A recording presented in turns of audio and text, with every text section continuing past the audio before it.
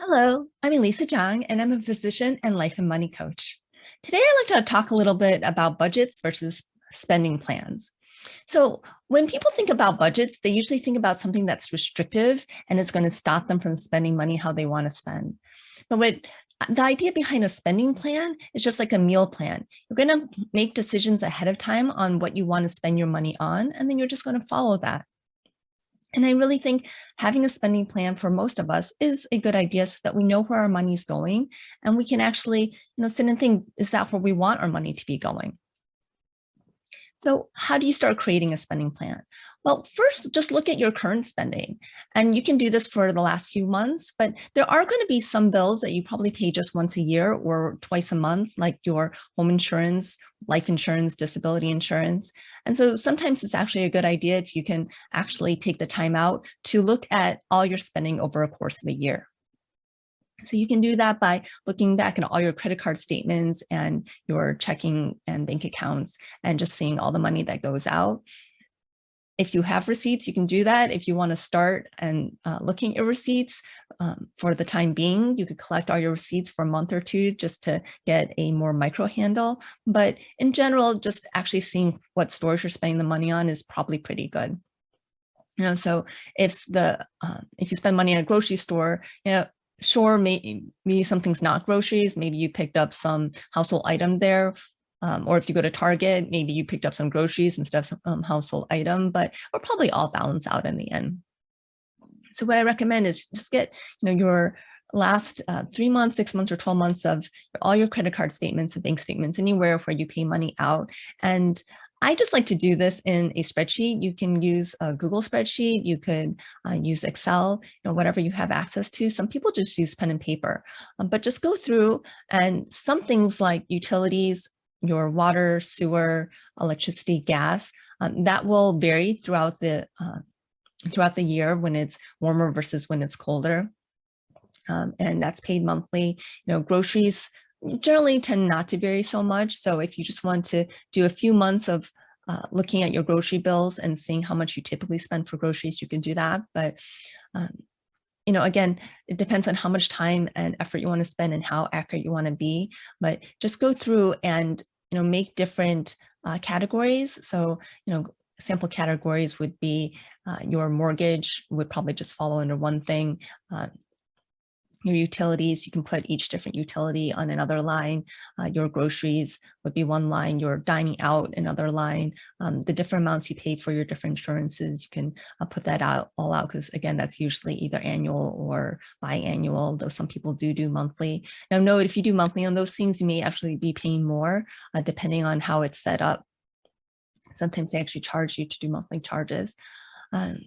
And how much you're just spending on fun stuff, and you could make a difference between fun stuff of experiences versus just buying things that you don't need. Then there's household expenses like toiletries and things that the house actually needs: toothpaste, toothbrush, toilet paper, paper towels, and just whatever works for you, depending on how, micro or macro you want to make your different categories. And you typically want to try to get it so that your general every month kind of expenses that that you have to pay is less than 50% of your take home. If you can get it to that, that's great. And then 20% of your take home goes to more of the kind of more variable expenses, things that you could cut down if you had to, like dining out. And then if you could actually get to the point where you're got 30%, where it's going to building your emergency fund, paying down debt, and saving for investing, that would be great. If you want to include that 30%, how much you're putting towards your retirement account, so that might actually come out of your paycheck prior to you getting it, because it's going into your 403b or your 401k, then you can include that. But this is kind of like the money that you get to spend, because unfortunately the biggest expense most of us have is taxes. So once you kind of actually add everything up and really see how much you're spending everywhere, you're going to find trends.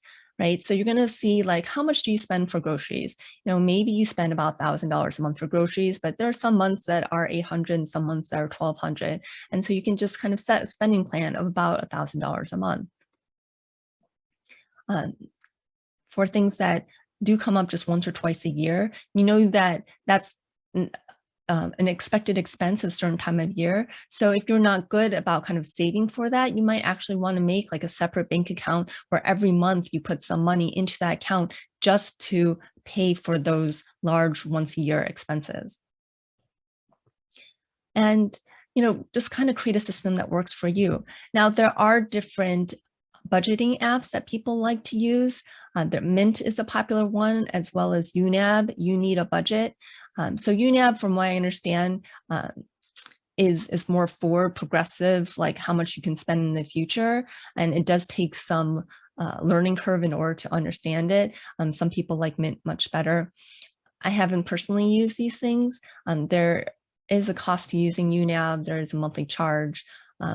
I think Mint may be free and may have a monthly charge. I think Personal Capital also has something where you can kind of have all your money together, but it's not like a budgeting app. But like I said, I personally just use a spreadsheet in order to keep track of these things. And you can get as detailed as you want, or again, just lump a lot of things in categories together.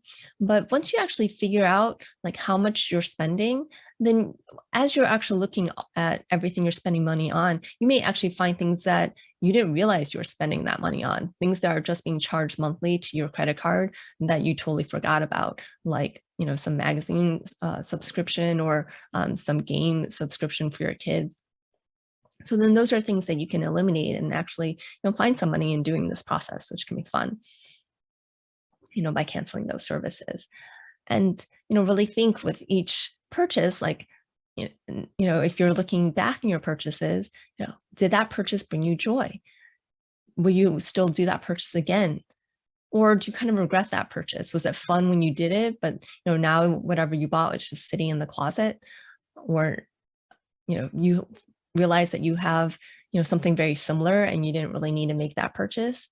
And so you can be more mindful about, well, next time you see something similar to something you already have, maybe telling yourself that you don't really, yes, it'd be fun to buy that, but you don't really need that. Being really in tune with your spending really can help you find more money to invest and build your wealth. So I hope this video was helpful. If you like these videos, please subscribe to this YouTube channel so I can bring you more content just like it. Leave some comments about what you'd like to see more of. And, I'd love some engagement. If you'd like to work with me to grow your wealthy mindset, please go to my website, www.growyourwealthymindset.com, and sign up for a free consultation call with me. Totally free. We can talk about where you're at, where you want to go, and how I can help you get there if that's something you'd be interested in. All right. Thank you for watching.